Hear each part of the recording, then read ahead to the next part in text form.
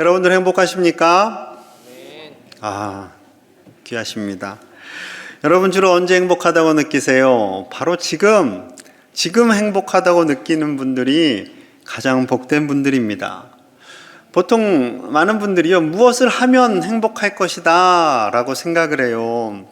2부에서는 우리 고등부 지체들이, 고등부 아이들이 함께 예배드렸어요. 고3 아이들 얼마나 떨릴까요? 아마 쟤네들은 수능이 끝나면, 내가 대학에 가면 행복할 것이다, 그렇게 생각들을 하겠죠. 물론 그 마음 이해합니다. 그 마음 충분히 이해를 하는데, 지금 행복해야 돼요. 지금. 어떤 분들은 통장에 좀 돈이 넉넉해야 할 것이다 하면서 열심히 돈을 모으시는 분들도 계시고, 어떤 분들은 더 넓은 집, 새 아파트 가야 행복할 것이다 생각하는 분들도 계시고, 건강, 성공, 자녀의 출세, 여행 가면 행복할 것이다 생각하십니다. 물론 그 과정 속에서도 행복하지요. 이러한 것들도 우리에게 행복을 주는 이유가 되지만, 정말 우리가 지금 오늘 무엇으로 인해 행복하며 어떻게 우리의 삶을 살아가야 할까에 대해서 생각하는 시간이 되기를 원합니다. 이스라엘 백성들이 출애굽을 합니다. 400여 년의 노예 생활을 청산하고 이제 하나님께서 주시는 가나안 땅에 갑니다. 40년을 광야 생활을 하고 이제 거의 가나안 땅에 도착하게 되었어요. 사진을 보여주시면, 자, 저 동그라미 친 곳에 애굽을 떠납니다. 그리고 그 밑에 시내산 네목바스 친 곳을 거쳐서, 그리고 이제 세모 친 가나안 땅 거의 다 도착을 했어요. 이제 요단강만 건너면 돼요. 그때 하나님께서 이스라엘 백성들에게요, 다시 말씀을 주시는 거예요. 그 말씀이 바로 신명기입니다. 한자로는 거듭신, 그리고 목승명, 명령할 명이라고도 알고 계시죠. 기록할 기. 하나님께서 주시는 생명같이 소중한 그 말씀을 다시 기록한 책이 바로 신명기입니다. 보통 신자가 들어가면 새로운 것이라 생각을 하시고, 신라면 생각하면 매운맛이다 생각을 하실 텐데, 이 말씀은 거듭 주시는 하나님의 말씀이 됩니다. 다시 반복하여 주시는 거예요. 왜냐하면 우리는 잘 잃어버리고 잊어버리고 하나님의 말씀을 잘 까먹고, 물론 까먹으셔야 제가 또 기쁨으로 설교를 하기는 합니다만, 하나님도 계속 반복하시는 거예요. 반복. 교육은 반복입니다. 하나님께서 오늘 말씀을 통해서 무엇이 참된 행복인가를 말씀하세요. 오늘 본문 12절 13절 우리 같이 봅니다. 시작. 이스라엘아, 내 하나님 여호와께서 내게 요구하시는 것이 무엇이냐? 곧 내 하나님 여호와를 경외하여 그의 모든 도를 행하고 그를 사랑하며 마음을 다하고 뜻을 다하여 내 하나님 여호와를 섬기며, 내가 오늘 내 행복을 위하여 내게 명하는 여호와의 명령과 규례를 지킬 것이 아니냐. 아멘. 오늘 너의 행복을 위하여, 오늘 우리의 행복을 위하여 하나님께서 하나님을 사랑하라, 하나님을 경외해라, 하나님을 섬겨라 말씀하시면서, 그리고 하나님의 말씀을 지키는 것, 이것이 바로 오늘 우리가 누려야 할 행복임을 말씀하고 있습니다. 좀 더 구체적으로 살펴볼게요. 첫째로, 우리가 지금 오늘 행복하기 위해서는요, 하나님을 사랑하라 라고 말씀하고 있습니다. 하나님을 사랑하라 라는 것은 온 마음을 다해 하나님을 믿으라 라는 거죠. 로마서 1장 17절입니다. 복음에는 하나님의 의가 나타나서 믿음으로 믿음에 이르게 하나니, 기록된 바 오직 의인은 믿음으로 말미암아 살리라 함과 같으니라. 하나님의 의가 되시는 예수 그리스도, 복음이신 예수 그리스도, 그분이 이 땅 가운데 오셨고요, 그분을 믿으면 그 믿는 자는 의인이 되어서 살겠다라고 말씀하시는 거죠. 하나님은 예수 그리스도를 우리 가운데 보내주십니다. 지난주에 묵상했던 말씀처럼 예수님을 이 땅 가운데 보내주신 것은 심판이 목적이 아니에요. 우리에게 생명을 주시는 겁니다. 우리에게 영원한 생명을 주셔서 나와 함께 살자, 나와 함께 영원히 살자, 그것이 하나님이 원하시는 거죠. 많은 사람들이 하나님 보이지 않습니다. 하나님을 어떻게 합니까? 하나님을 어떻게 믿습니까? 보이지 않는데. 그래서 보이는 하나님이신 예수 그리스도로 이 땅 가운데 보내주신 거죠. 그리고 우리의 모든 죄와 허물을 안으시고 십자가에서 우리의 모든 죄를 용서하십니다. 그 예수님을 믿으면 우리의 생명이 산다라는 겁니다. 여러분, 생명보다 소중한 것이 뭐가 있겠어요? 아무리 부귀영화를 누리고 아무리 권력의 자리에 간다 할지라도 그 생명이 없어지고 나면 아무것도 누리지 못하는 겁니다. 우리나라 최고의 지성이라고 할 수 있는 이어령 선생님이 계세요. 저분이신데 이제 연세가 좀 많이 드셨어요. 1988년 올림픽 개막식과 폐막식을 기획하십니다. 일대 우리나라 문화부 장관을 하셨고 여러 대학의 교수직을 하시고 여러 신문사의 논설위원을 하시고 많은 책을 썼어요. 그 경력을 다 이야기할 수가 없어요. 너무 화려해서. 그런데 이러한 석학도 그 마음에 아픔과 상처가 있습니다. 자녀들, 딸과 아들이 있어요. 그 딸의 이름은 이민아 씨인데요. 굉장히 똑똑한 딸이었습니다. 미국 LA에서 부장검사를 했고요. 나중에 하나님을 인격적으로 만나고 신학을 하고 목사님이 됩니다. 사진을 보여주시면 이제 저분인데요. 이제 다음 사진에는 이제 아빠와 엄마와 함께 찍은 화목한 사진이 있습니다. 이민아 목사님의 가장 큰 소원은 아빠의 구원이에요. 아빠가 예수님 믿기만 한다면 내가 얼마나 행복할까? 그것이 자신의 가장 큰 소원이 되었어요. 하지만 철학과 문학, 많은 공부를 한 아빠의 지식 속에 믿음이 들어가기가 참 쉽지 않아요. 감사하게도 딸의 소원대로 아버지는 예수님을 믿게 되었습니다. 하지만 아빠에게는 영원한 생명을 선물로 주고 그 딸은 먼저 천국으로 가게 됩니다. 많은 언론에서 이어령 선생님이 예수님을 믿고 세례를 받는다 해서 기사화된 적이 있습니다. 하지만 딸이 천국에 가고 그 빈자리, 허전한 그 빈자리, 아빠의 마음속에 있는 그 빈자리를 감출 수가 없어요. 채워지지 않아요. 그래서 쓴 책이 있습니다. 딸에게 보내는 굿나잇 키스라는 저 책입니다. 대한민국 최고의 지성이라는 타이틀은 아빠 이어령에게는 별 의미가 없는 겁니다. 아빠일 뿐이지요. 재산이 많든 재산이 적든 많이 배웠든 적게 배웠든 잘나든 못나든 아빠는 아빠일 뿐입니다. 그 딸에게 좋은 아빠, 그 좋은 아빠로 남고 싶은데 아빠가 너무 잘나서요. 딸이 좀 주눅 들어서 살았어요.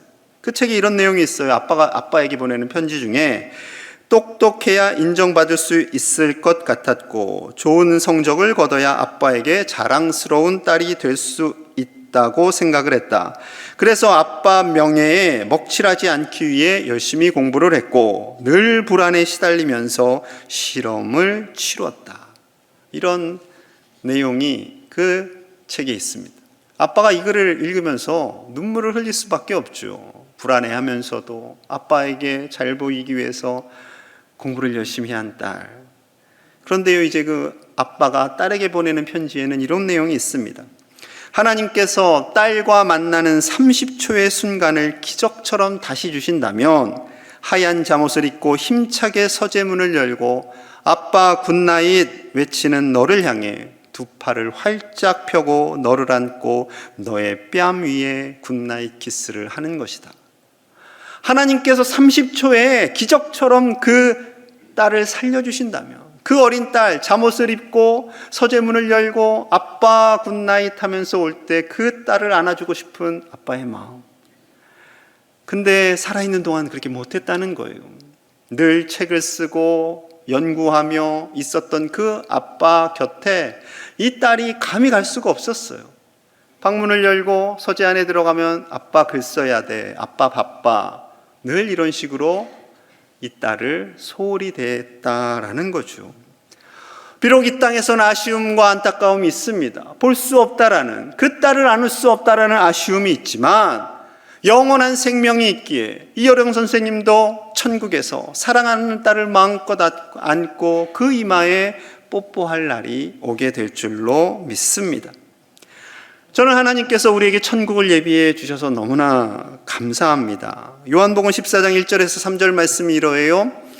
너희는 마음에 근심하지 말라. 하나님을 믿으니 또 나를 믿으라. 내 아버지 집에 거할 곳이 많도다. 그렇지 않으면 너희에게 일렀으리라. 내가 너희를 위하여 거처를 예비하러 가노니 가서 너희를 위하여 거처를 예비하면 내가 다시 와서 너희를 내게로 영접하여 나 있는 곳에 너희도 있게 하리라. 아멘. 제자들이 근심합니다. 예수님 이제 곧 십자가에 못 박혀 죽으실 테니까 두려워하고 염려하는 그들에게 하나님 아버지를 믿으니 나를 믿으렴.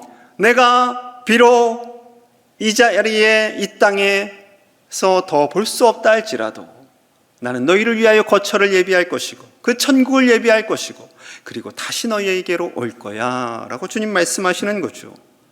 여러분, 우리를 위하여 천국을 예비하신 주님, 그 천국이 있기에 우리는 이 땅을 살아가면서 때로는 근심하고 염려하고 아쉽고 속상하고 눈물 나는 일이 있지만 그 천국에서 우리의 모든 눈물을 닦아주시고 하나님의 은혜 가운데 영원히 주님과 살게 하시는 그 은혜를 누리시며 하루하루의 삶을 참된 행복 가운데 거하시는 저와 여러분들 되시기를 간절히 축복합니다. 둘째는요, 하나님의 말씀 안에서 그 말씀을 따라 살 때 행복하다라고 말씀하세요. 보통 우리가 말씀을 읽을 때 보면 무엇 하여라, 이렇게 지켜라 라는 말씀들이 있어요. 그러다 보니 말씀을 자꾸 율법적으로 해석을 해요. 부담스럽다, 이것도 해야 되고 저것도 해야 되고 왜 이렇게 할 게 많은가. 그런데 그 말씀을 온전히 알게 되면요, 그 말씀 안에서 참 행복을 누리게 됩니다. 왜냐하면 그 말씀 안에 생명이 흘러가기 때문에 그래요. 빌립보서 2장 16절입니다. 생명의 말씀을 밝혀 나의 다름질이 헛되지 아니하고 수고도 헛되지 아니하므로 그리스도의 날에 내가 자랑할 것이 있게 하려 함이라. 사도 바울이 생명의 말씀을 전합니다. 그 말씀을 따라 삽니다. 그 말씀이 흘러가는 곳에 생명이 살아나요. 많은 사람들이, 죽어가는 영혼들이, 죽었던 자들이 일어나는 겁니다. 그 모습을 보는 바울 얼마나 기뻐요. 그러니 걸어갈 수가 없고 다름질하며 그 말씀을 전합니다. 그의 전도 여행의 길이 얼마나 길고 험악했는지 사진을 잠깐 보시면요, 저 화살표시가 다 바울이 거쳐가면서 여행을 한 거예요. 잘 보이지 않지만 노란색이 1차 전도 여행, 보라색이 2차 전도 여행, 파란색이 3차 전도 여행, 그리고 마지막 빨간색이 로마로 가는 여정입니다. 여러분, 저 기간이 약 학자들은 대략 20년 이상 걸렸을 것이다 라고 말합니다. 돈이 없어요. 당연히 걸어 다닙니다. 그나마 백길로 천천히 바람을 따라가는 그 백길을 갈 때도 있었고, 이 긴 세월을 하면서 고생은 이루 말도 할 수 없을 만큼 많이 했지요. 하지만 바울의 내면 속에 억지로 힘들게 내가 이것을 해야 할까 하면서 했을까요? 그렇지 않습니다. 자, 빌립보서 2장 17절 18절 말씀 함께 볼게요. 시작. 만일 너희 믿음의 재물과 섬김 위에 내가 나를 전제로 드릴지라도 나는 기뻐하고 너희 무리와 함께 기뻐하리니 이와 같이 너희도 기뻐하고 나와 함께 기뻐하라. 아멘.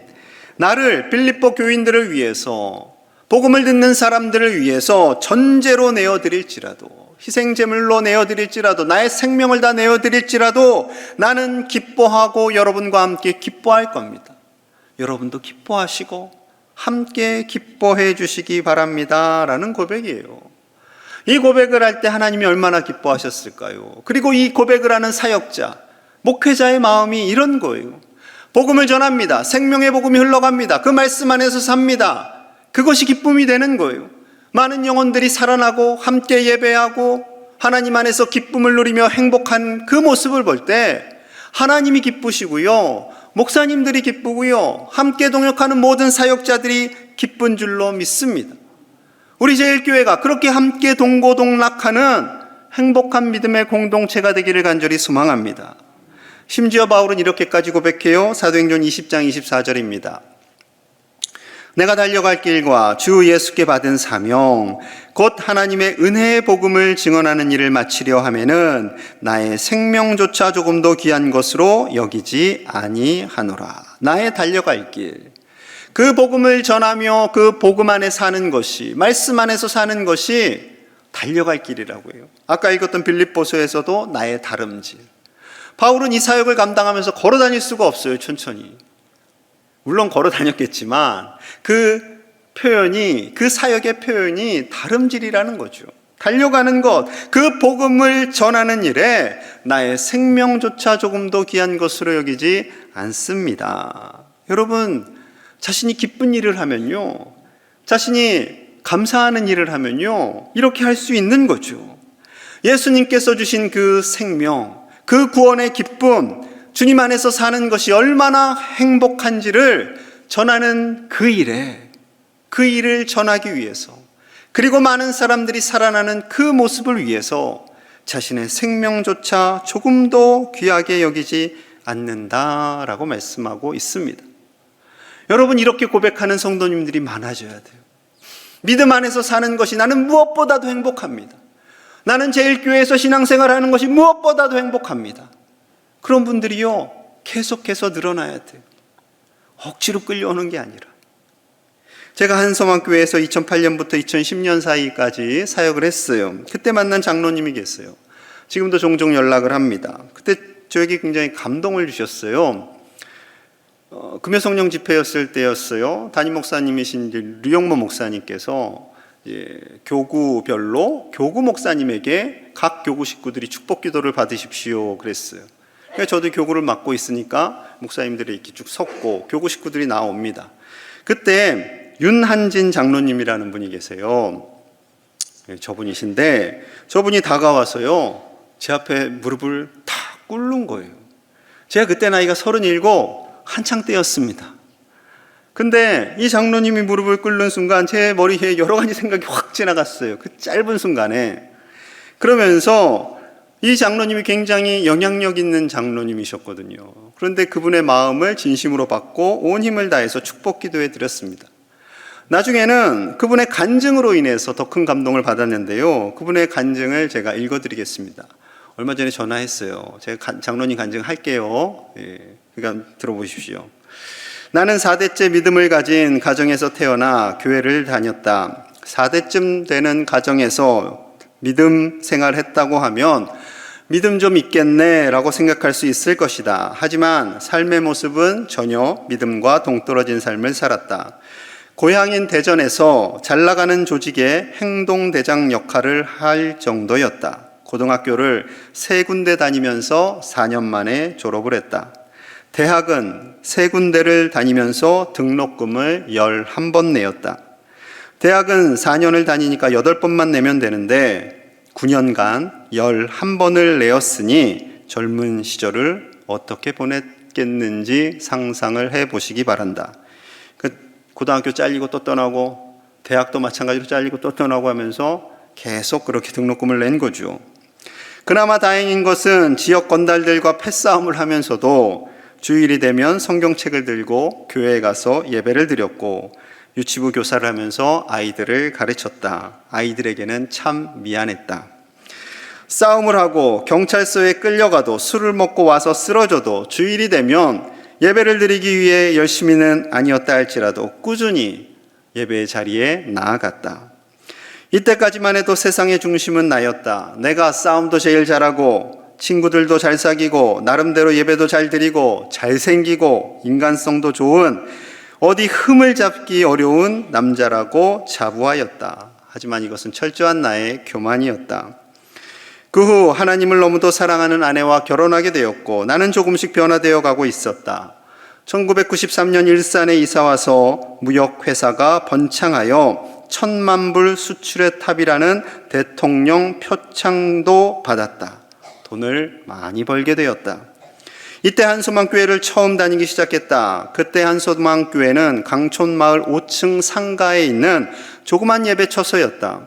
예배와 찬양을 통해 큰 은혜를 받으며 조금씩 믿음이 성장하기 시작했다. 그러던 중 IMF의 여파로 연매출 100억 이상 되는 기업이 하루아침에 망하게 되었다. 이때 절망감과 패배감은 상상할 수 없었다. 사람들이 이래서 자살을 하는구나라는 생각을 하게 되었다. 아이들에게 아빠의 약한 모습을 내색하지 않기 위해 출근 시간에 맞추어 출근을 하는 척하고 지하철 2호선을 타고 서울 2바퀴를 아무 생각 없이 돌았다. 영화관에 들어가서 아무 생각 없이 영화를 2편, 3편 보았다.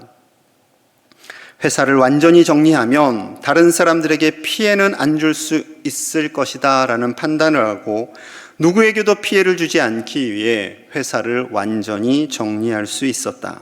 하나님의 은혜였다. 하나님께서 2001년부터 축구 용병 에이전시 사업을 새롭게 시작하도록 하셨다. 이제 프로리그에 외국인 선수들이 오잖아요. 그 사역을 이제 한 거죠. 사업이 안정될 즈음 2004년 11월에 또 한 번의 어려움이 찾아왔다. 외국 축구 선수 용병 비리 사건으로 출국 금지가 되어 구속되었다. 그때가 신앙인으로서 느끼는 가장 큰 인생의 고비였다. 그 고비의 시간은 1999년 사업이 망했을 때보다 더 큰 위기로 다가오는 충격이었다. 한수망교회 장로였으며 믿음으로 산다고 새롭게 작정을 하며 살아왔는데 위기가 또 온 것이다. 2004년 11월부터 만 3개월을 구속 수감되었다. 정말 힘든 시간이었다. 1심에서 사기 횡령죄로 징역 3년, 집행유예 5년을 받았다. 평생에 처음 범죄자가 되는 순간이었다. 이 상황에서 의지할 곳은 하나님과 교회 그리고 사랑하는 가족들 뿐이었다. 그리고 할 수 있는 것은 하나님께 기도하는 것밖에는 없었다.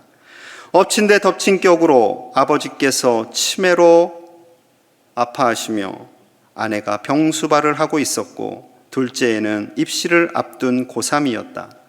하나님께서 나를 확실하게 훈련시키시려고 작정이라도 하신 듯 했다. 하나님의 크신 은혜와 간절한 기도의 응답으로 항소심에서 행정 미숙으로 인한 벌금형으로 풀려나게 되었다.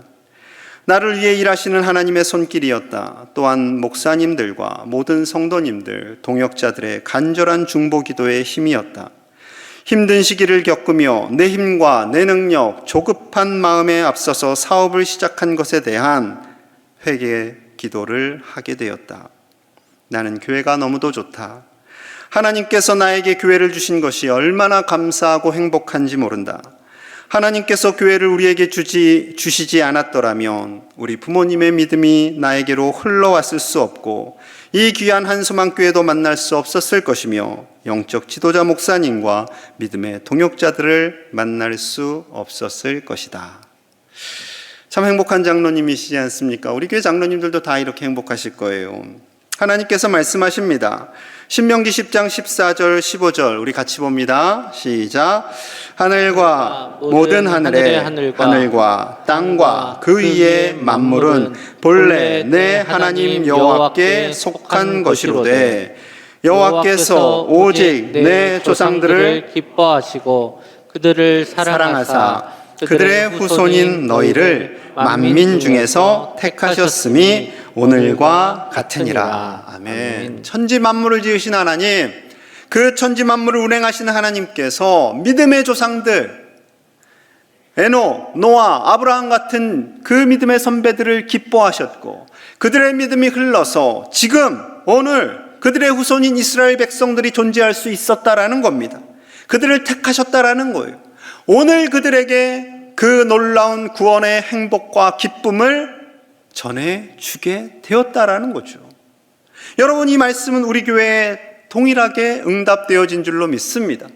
114년 전에 선교사님들을 통해서 우리 교회를 세워주시고 귀한 믿음의 선배들을 세워주시고 할아버지, 할머니, 아버지, 어머니를 통해서 우리가 믿음을 얻게 하시고 귀한 믿음의 동역자들을 주시고 그 후손인 우리를 지금 이 광양제일교회에서 예배하게 하신 줄로 믿습니다. 너무나 큰 은혜이지요. 너무나 큰 사랑입니다. 그 사랑을 깨닫게 해주시기 위해서요, 하나님께서 영상 편지를 보내주셨어요. 그 영상 함께 보도록 하겠습니다. 오늘 하나님께서 당신에게 사랑의 편지를 전합니다.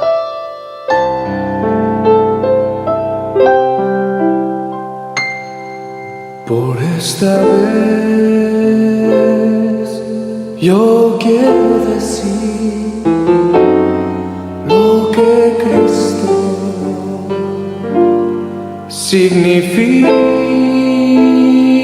significa para mí.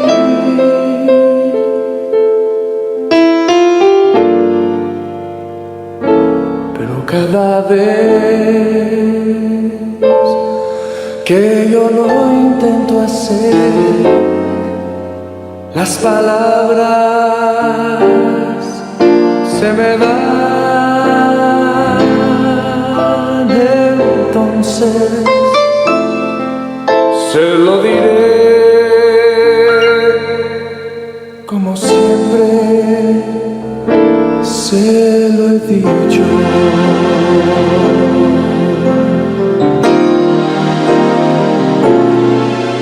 Te amo,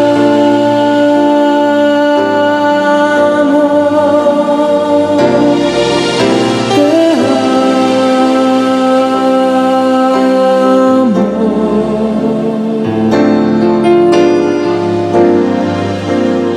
Cristo, tú sabes cuánto te amo. Te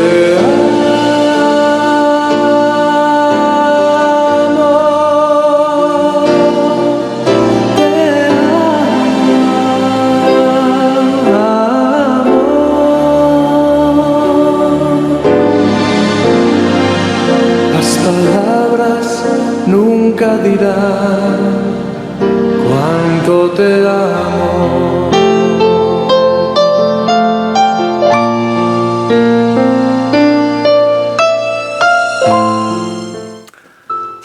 우리를 사랑하는 아빠가 이 말씀이요 결국 하나님께서 주시는 편지와도 같은 말씀입니다.